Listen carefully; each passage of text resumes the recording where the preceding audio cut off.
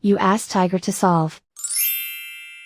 This deals with linear equations with one unknown.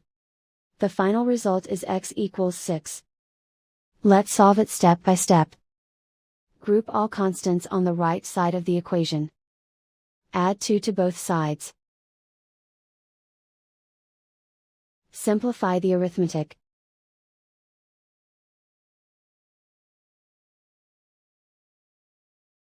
Isolate the x. Multiply both sides by inverse fraction 2 over 7.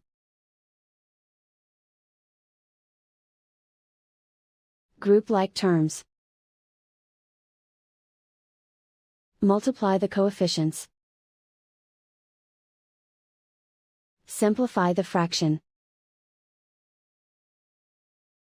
Multiply the fractions. Simplify the arithmetic.